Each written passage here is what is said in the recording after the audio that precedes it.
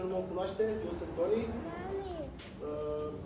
Mă rog, conduc de puțin timp, vreo 22 de ani. Și astăzi o să vă prezint o motocicletă care va revoluționa un pic conceptul de superbike. Nu prin prisma puterii, pentru că în teorie are cam aceeași putere ca și vechiul model, dar prin prisma tehnologiei pe care am folosit-o și mai ales electronice. Și acolo o să vă vorbesc un pic despre noul sistem DVO de la Ducati, care este primul sistem de acest gen din lume, de serie. Nu este decât pe motoarele de GP această tehnologie în de față. Bun. Noul Panigale este cea de-a 7-a generație de superbike de la Ducati. A început acum foarte mult timp și de fiecare dată când au lansat un model nou, au venit numai și numai cu inovații care au, să zicem, între ghilimele, au șocat un pic lumea nouă. Anul acesta au venit cu acest Panigale, care are cadrul derivat direct din motocicleta de GP, cumva similară cu cea pe care o produce Marc Marquez în momentul de față. La Maria încă nu știu ce au ascult acolo sub carele. Și au venit foarte, foarte nou de față cu electronica din MotoGP. Care, cum așa cum am spus mai devreme, este ceva senzațional motor, pentru că e chestia atât de nouă și atât de inteligentă, încât eu am luat șocat după ce am citit despre ea. Am avut 3 zile să înțeleg ce face. Și revenim imediat și acolo. Este pentru prima oară când Ducati produce un superbike cu dublă basculă pe spate, au renunțat la monobraț. Părerile sunt împărțite, cei de la Ducati au zis foarte clar, această motocicletă nu va fi una confortabilă, nu va fi o motocicletă care să respecte tradițiile, dar va fi cea mai rapidă. Și în momentul de față, după testele de la Cremona, circuitul care face parte din World Superbike 2024 a fost la etapă, toți piloții s-au făcut teste cu un pilot profesionist Ducati, un amator și un, să zicem, semi-profesionist. Toți au depășit cel puțin 1,5 secunde timpul care s-a obținut cu vechiul Panigale. Și aceasta este o chestie fantastică la prim contact cu o motocicletă să scoți în asemenea circuit 1,5 secunde. Este ceva ce nu s-a făcut până acum în condițiile în care motorul este similar și doar electronica. Electronica, cadrul, tunele sunt schimbate. Bun, în materie de design. Ducati va merge și anul acesta cu un design minimalist și cu cel mai bun pachet aerodinamic care poate să este pe piață. Motiv pentru care probabil că ați văzut deja pozele.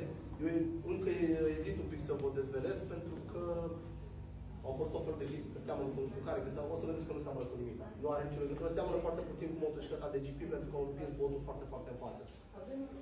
Revenind la pachetul aerodinamic, Ducati nu va folosi, așa cum credea toată lumea, acele multiple de aripioare pe care le folosește concurența, pentru că au creat o motocicletă aerodinamică din prima, aripioarele cumva pe care le-au montat deja sunt integrate, nu mai sunt separate.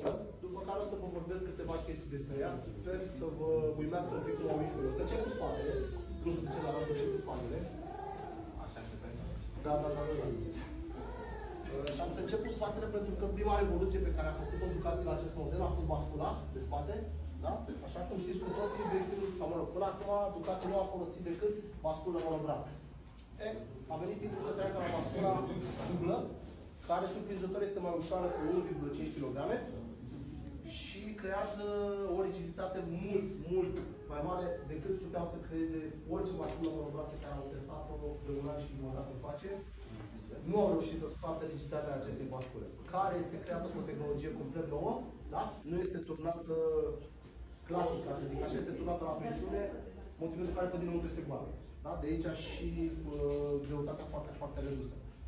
Forma ei, dacă o să ne uităm, o să semene un pic cu ce au făcut până acum, pentru că toba este în continuare sub motocicletă, nu au renunțat la acest aspect, doar tobele de curse montate de sub, dar vom vorbi și despre aceste accesorii un pic mai târziu. Și mai departe, am să vă arăt nou rezervor, da? Pe care cei de la Ducati l-au regândit cumva.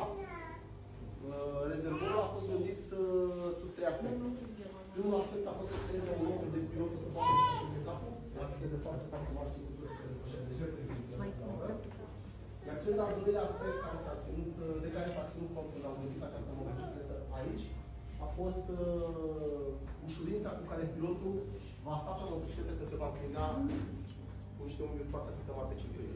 Rezervorul nu este gândit deloc să fie confortabil, ci este gândit doar ca pilotul să depună un efort cât mai mic pe circuit. De De aceea, toți piloții care au testat noul model nu au avut de spus decât că nu îi mai solicită atât de mult precum predecesorul sau decât modelele concurente pe care le-au și testat. Au fost și un test comparativ și cu concurenta, ca să zic așa. Este o motocicletă care, în teorie, nu te mai solicită atât de mult, pentru că cumva îmbracă pilotul, ca să spun așa, deși nu o face, dar n-am găsit alt termen mai bun.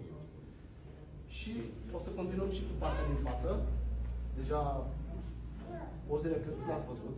Sper să vă uimească un pic, mai mult decât au făcut-o pozele. Și în partea din față Ducati nu a renunțat la aceste aripioare minimaliste și a preferat un pachet aerodinamic simplist care să nu încarce motocicleta astfel încât să poată să păstreze acest design curat. Farurile nu seamănă cu nimic decât cu primul model de Superbike pe care Ducati l-a creat vreodată, cu 916. Strict de acolo s-au inspirat și de nicăieri din altă parte. De acolo vine comparația și da. Bun. Haideți să vă vorbesc un pic despre frâne. Frânele sunt noul model High Pure de la Brembo, care sunt exclusiv pe Ducati Panigale de 4. Masă mult mai mică, transfer de greutate de căldură mult mai mare, eficiență mult mai ridicată. Suspensiile sunt de la Ollins, sunt cea de-a treia generație de suspensii electronice de la Ollins, care funcționează împreună cu greule care funcționează cu Ducati vechită la formă, despre care o să vorbim imediat, am văzut capul de la linia aici de producție cea mai mare. Cadrul este derivat direct din MotoGP, este singurul cadru de acest gen